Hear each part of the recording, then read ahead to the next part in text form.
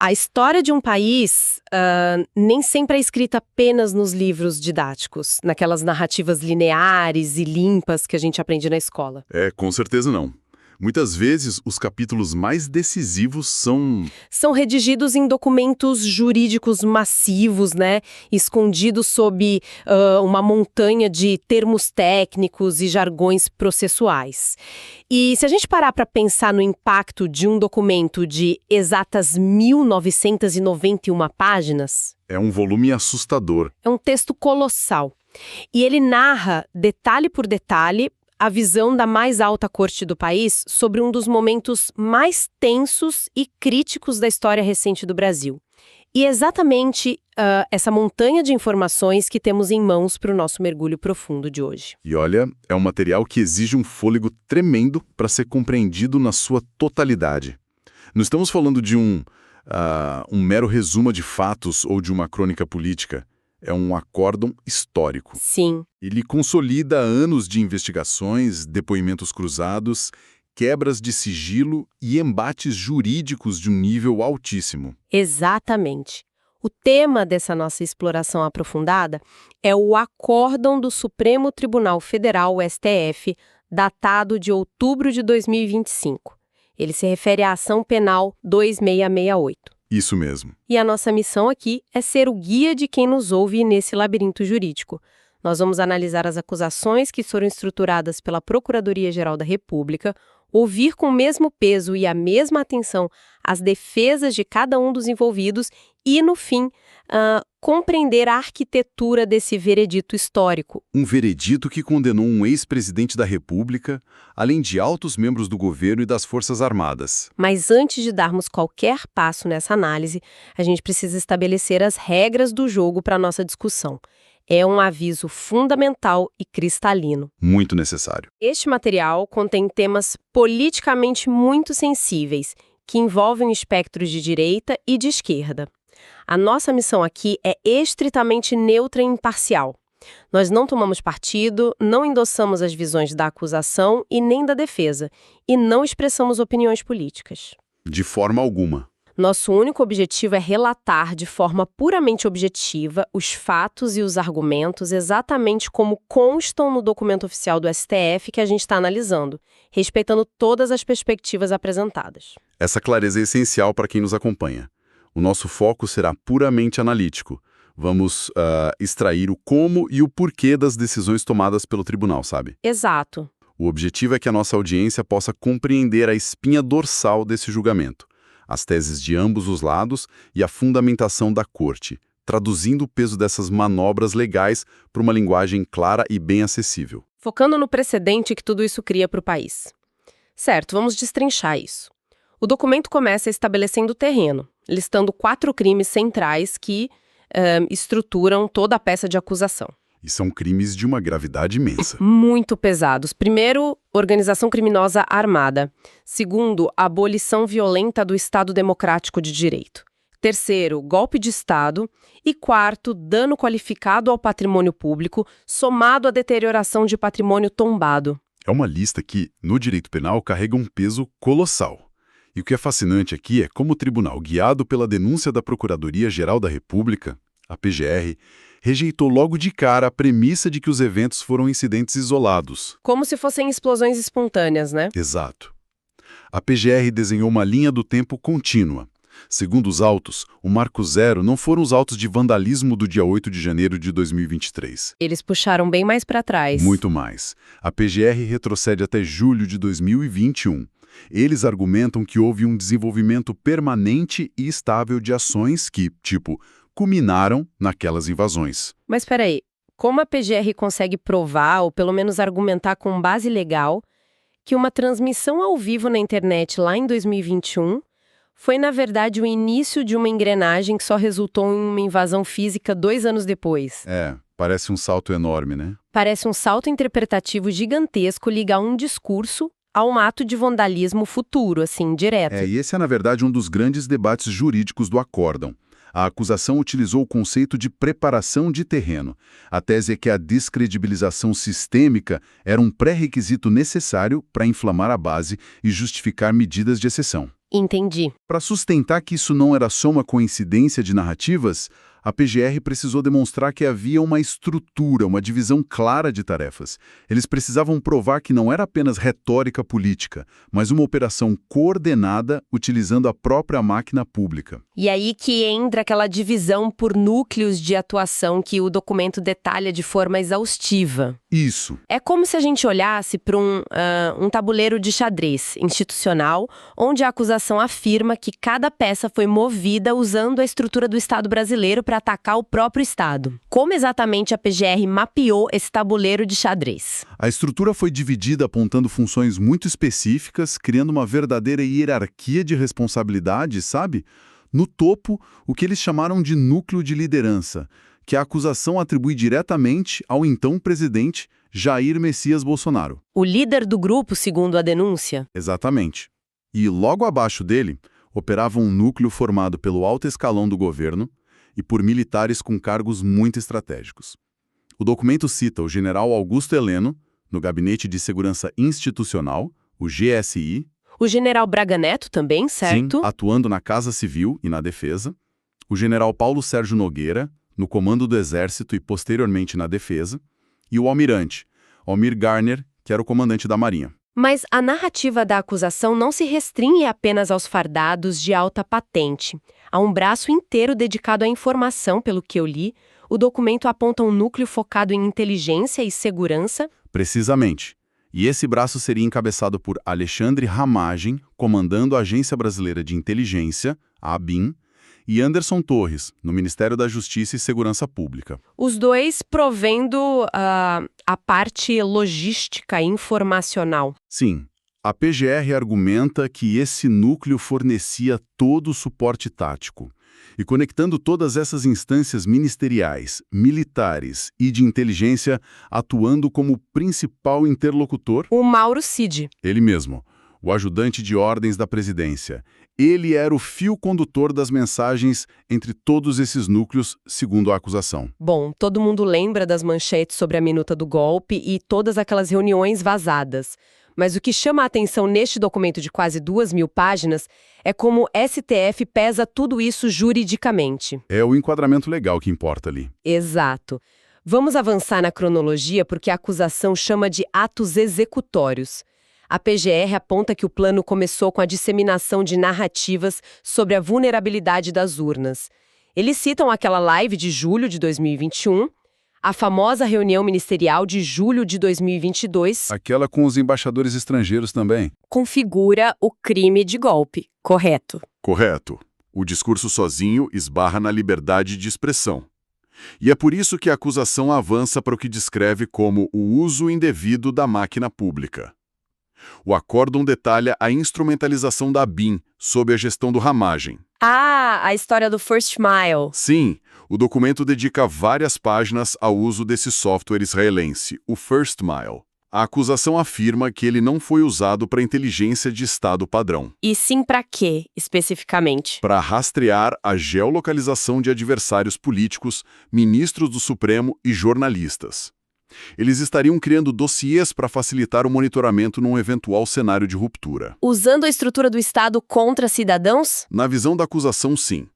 Além disso, a PGR alega o uso estrutural da Polícia Rodoviária Federal, a PRF, no segundo turno das eleições. Aquelas operações nas rodovias. Exatamente. Operações que, segundo a PGR, foram desenhadas especificamente para dificultar o trânsito de eleitores em redutos da oposição. E sobre os documentos que foram apreendidos? O texto revela planos com nomes que parecem saídos de filmes de espionagem, sabe? E a forma como a PGR descreve isso vai muito além de meros rascunhos. Temos menções à Operação 142 e ao Plano Punhal Verde e Amarelo. O que o STF diz que esses planos efetivamente eram? A Operação 142, segundo a leitura da acusação nos autos, era uma tentativa de criar uma roupagem jurídica para a intervenção. Eles usariam uma interpretação bem distorcida do artigo 142 da Constituição para justificar o uso das Forças Armadas como um poder moderador. E o Punhal Verde e Amarelo? O nome já é bem agressivo. O Punhal Verde e Amarelo é descrito no documento como algo muito mais tático e letal. A PGR o classifica como um planejamento operacional clandestino que visava a neutralização... Neutralização? Sim, incluindo prisão e até possível assassinato de autoridades-chave do judiciário e do executivo eleito. O ápice executório disso tudo seria uma operação chamada Copa 2022, que envolvia restringir o exercício dos poderes constitucionais de forma violenta. É uma escalada documentada de forma muito gráfica pela acusação, né? E o ponto de fervura de toda essa tensão, segundo o acórdão, ocorre nas reuniões de novembro e dezembro de 2022. Onde a temperatura militar subiu. Muito. O documento dá um peso gigantesco aos depoimentos dos então comandantes do Exército, Freire Gomes, e da Aeronáutica, Batista Júnior. A acusação afirma que o núcleo de liderança pressionou diretamente esses comandantes para que o alto comando aderisse à ruptura. E a tese da PGR é de que o golpe só não se concretizou porque essa parcela expressiva das Forças Armadas simplesmente se recusou a virar a chave. É a tese do crime tentado que foi interrompido por circunstâncias alheias à vontade dos agentes, certo? Exatamente isso. A PGR construiu uma narrativa extremamente densa e interligada. Mas para que a gente possa entender a complexidade de verdade desse julgamento, precisamos olhar para as teses defensivas. Sem dúvida. O acórdão dedica centenas de páginas só para registrar minuciosamente como os advogados de defesa contestaram a PGR ponto a ponto. E essa é a peça de contrapeso fundamental em qualquer Estado de Direito. Vamos olhar para o outro lado da moeda e analisar as defesas com o mesmo rigor, de forma totalmente isenta. Começando pela defesa do ex-presidente Jair Bolsonaro. Certo. O cerne do argumento dos advogados, segundo o documento, é que todas as falas públicas eram estritamente retórica política. Eles argumentaram que questionar o sistema de votação era um debate público legítimo, protegido pela imunidade material e pela liberdade de expressão. E eles lembram que até o Congresso Nacional debatia o voto impresso na mesma época. Exato. A defesa do ex-presidente foca muito na ausência de materialidade.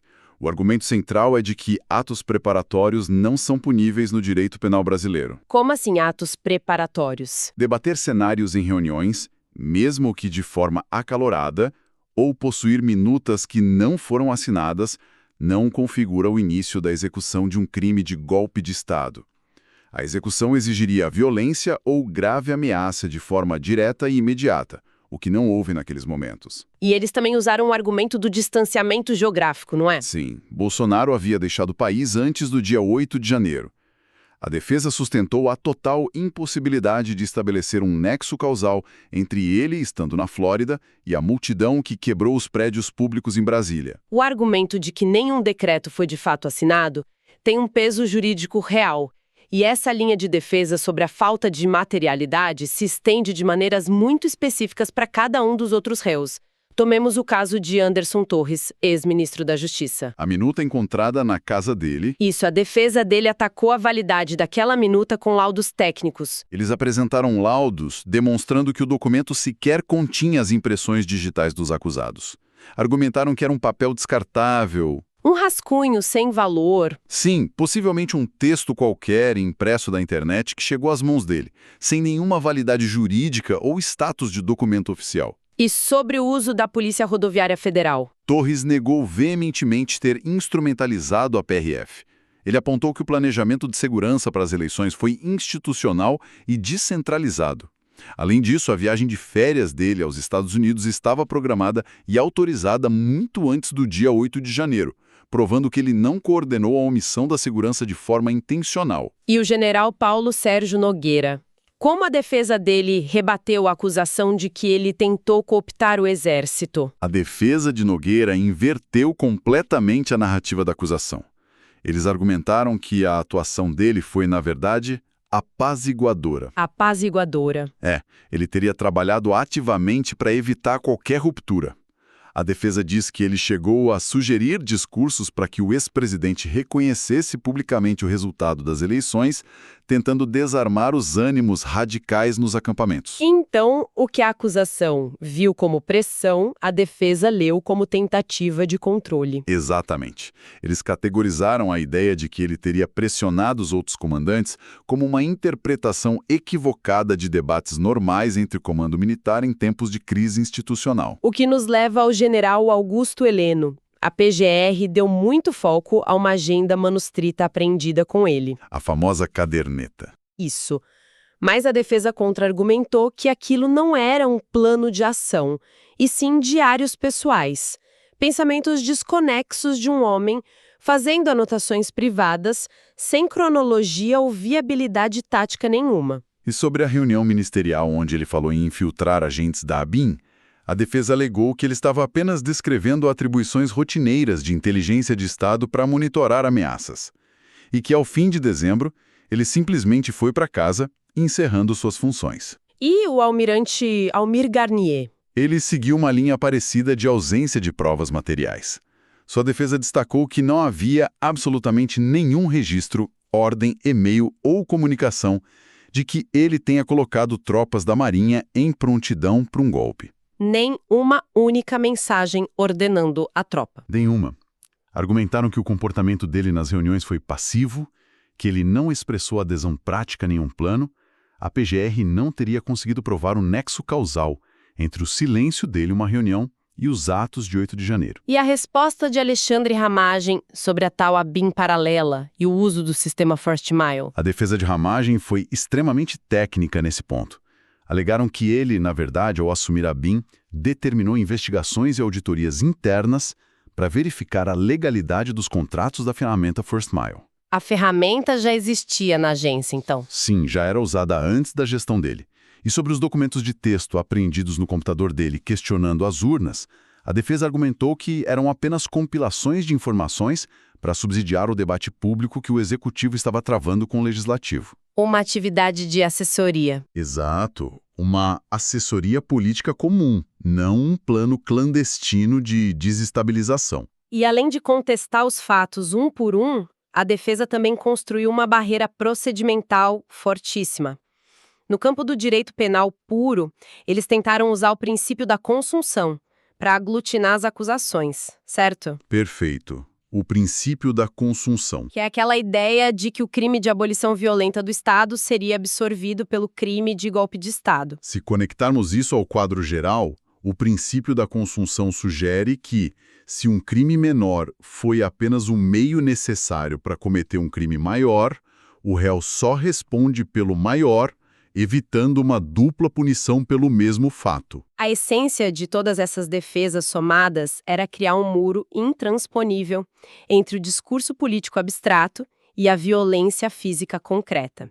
Eles também atacaram a competência do STF, a imparcialidade do ministro relator. E fizeram um ataque frontal à delação de Mauro Cid. Sim, pedindo a nulidade do acordo por suposta falta de voluntariedade, afirmando que uma condenação não poderia se basear na palavra de um delator que teria sido pressionado. E aqui é onde a coisa fica realmente interessante, porque o julgamento dá uma guinada impressionante quando entramos na visão final do tribunal. Como a primeira turma do STF reagiu a essa muralha de argumentos da defesa? O resultado é que a corte rejeitou praticamente todas as teses defensivas. Primeiro, o STF validou integralmente o acordo de colaboração de Mauro Cid. A corte foi muito enfática nisso. O STF considerou que o Cid teve assistência irrestrita de seus advogados e agiu de forma voluntária ao colaborar. Não viram nenhuma coação. Nenhuma. E mais importante ainda, o tribunal destacou que as falas do delator não estavam isoladas.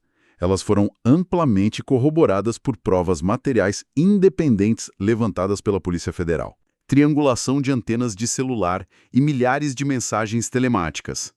A delação foi vista apenas como o roteiro que conectou as provas periciais que já existiam soltas. E como o STF bloqueou aquela tentativa da defesa de usar o princípio da consunção para aglutinar os crimes e diminuir as penas. O Supremo entendeu que a abolição violenta do Estado Democrático de Direito e o golpe de Estado são crimes absolutamente autônomos neste contexto. Eles ofendem bens jurídicos diferentes. Como o tribunal separou os dois? A Corte argumentou que o crime de abolição foca em destruir o sistema democrático e a autoridade das instituições em si, o que o STF viu materializado na campanha sistemática de desinformação, nos ataques ao judiciário e no esvaziamento da confiança pública. Isso seria o crime de abolição. E o golpe? Já o crime de golpe de Estado tem um foco mais restrito e imediato.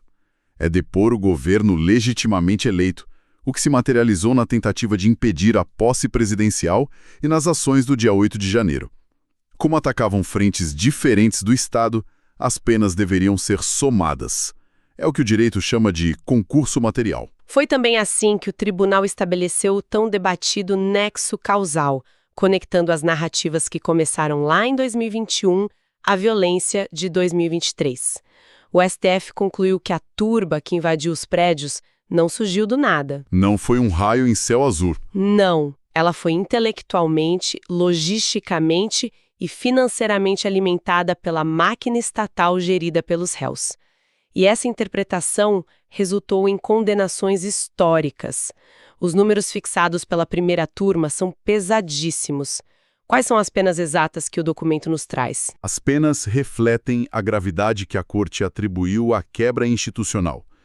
Jair Messias Bolsonaro foi condenado a 27 anos e 3 meses de prisão, apontado como o líder e beneficiário direto da organização criminosa armada. 27 anos? E o Braga Neto? Walter Souza Braga Neto recebeu a pena de 26 anos de reclusão.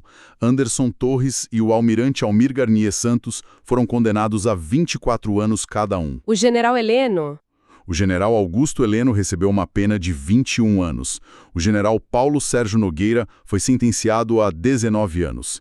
E Alexandre Ramagem foi condenado a 16 anos, 1 mês e 15 dias, incluindo a decretação imediata da perda de seu mandato como deputado federal. Penas altíssimas. E o Mauro Cid, que foi o colaborador? Como o acordo de colaboração premiada foi mantido e o tribunal considerou que a delação foi efetiva para desvendar a estrutura criminal, a pena dele foi drasticamente reduzida. Ele pegou 2 anos de reclusão em regime aberto. Funcionou como um benefício legal pela cooperação com a justiça. Mas a leitura do acórdão deixa claro que as consequências para o restante do grupo vão muito além dessas décadas de reclusão. O STF aplicou uma camada de penalidades adicionais que afetam não apenas a liberdade, mas o patrimônio e o status cívico e militar de todos eles, né? Exatamente. O tribunal não parou no direito penal restritivo de liberdade. Determinou uma condenação solidária pesada, no valor de 30 milhões de reais, a título de danos morais coletivos, a serem pagos pelos réus. 30 milhões! Além disso, todos os condenados foram declarados inelegíveis por um período de 8 anos, contados a partir da publicação do acórdão, e tiveram seus direitos políticos suspensos enquanto durarem os efeitos da condenação. O que tira eles completamente do jogo político. E há um impacto gigantesco também para as carreiras militares.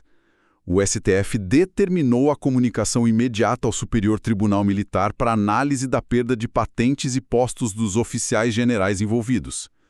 No caso de Ramagem e Torres, a decisão oficializa a perda de seus cargos públicos como delegados da Polícia Federal. É um desmonte completo da influência institucional de todas essas figuras. Completo. Então, o que tudo isso significa na prática, para quem nos ouve, para quem acompanha a política, a economia e o direito, porque importa entender as nuances de um acórdão de mais de 1.900 páginas. É a pergunta de $1 milhão. Importa porque esse documento se torna um marco divisório no direito brasileiro. Ele desenha, com a tinta definitiva da mais alta corte do país, a fronteira jurídica entre o que é liberdade de expressão política, retórica agressiva de campanha... E o que é conspiração? Exato. O que o sistema de justiça passa a considerar uma conspiração ativa contra as próprias instituições. O STF estabeleceu um precedente claro sobre o custo de se utilizar a estrutura do Estado para tentar subverter o próprio Estado. Isso levanta uma questão importante se analisarmos sob a ótica da teoria política. Este caso testa a resiliência profunda das instituições democráticas modernas. O que o Acórdão narra não é um golpe de Estado no molde do século XX, com tanques ocupando as ruas e emissoras de rádio tomadas de assalto da noite para o dia. É uma dinâmica nova. A denúncia validada pelo STF descreve uma corrosão por dentro. É o uso das ferramentas de inteligência cibernética, das forças de segurança pública e de campanhas massivas de desinformação em redes sociais. Tudo isso operando lentamente para deslegitimar o sistema antes de qualquer ruptura física. Vai minando a base primeiro. Mostra como o judiciário está sendo forçado a adaptar seus entendimentos de causalidade para responder a ameaças híbridas, sabe? Ameaças que mesclam o digital, o institucional e, eventualmente, a violência nas ruas. Bom, para sintetizar a nossa jornada de hoje pelas entranhas da Ação Penal 2668, nós vimos como uma colossal montanha de evidências digitais. Mensagens de aplicativos que foram apagadas e recuperadas, delações premiadas e depoimentos de comandantes militares.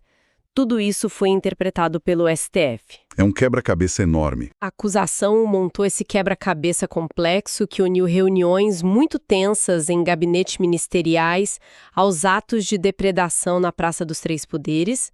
E do outro lado, nós vimos a defesa lutar vigorosamente para quebrar esse elo jurídico, baseando-se no princípio de que palavras não são ações consumadas e que planos estratégicos discutidos não configuram crimes executados. Mas a Corte decidiu diferente. Sim, no fim, a Corte decidiu que o elo existia, que a narrativa gerou a ação, resultando no que talvez seja uma das decisões judiciais e políticas mais impactantes de toda a história republicana do país. E para instigar um pouco mais a mente da nossa audiência que nos acompanhou até aqui, eu deixo uma reflexão final que vai muito além dessas 1991 páginas desse documento. Qual seria? À medida que a tecnologia avança, com o uso de inteligência artificial generativa, algoritmos de recomendação e redes de comunicação que ficam cada vez mais opacas, a pergunta que fica é: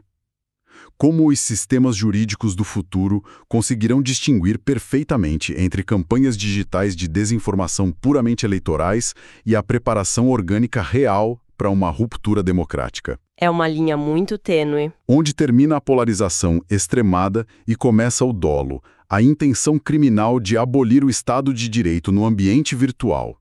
Essa é uma linha invisível, muitas vezes turva e de dificílima tipificação penal. E com absoluta certeza, ela continuará a definir os grandes embates políticos e jurídicos do século XXI. Uma excelente reflexão, de verdade. O que mostra que esse julgamento todo que a gente analisou pode ser o fim de um capítulo, mas é apenas o começo de um novo paradigma sobre como nós lidaremos com a democracia na era digital. Sem dúvida. E compreender melhor o mundo à nossa volta. Foi um grande privilégio participar dessa análise. Continuem sempre questionando o que leem, continuem buscando entender as diferentes perspectivas e os fundamentos legais por trás das grandes manchetes. E até a nossa próxima exploração aprofundada.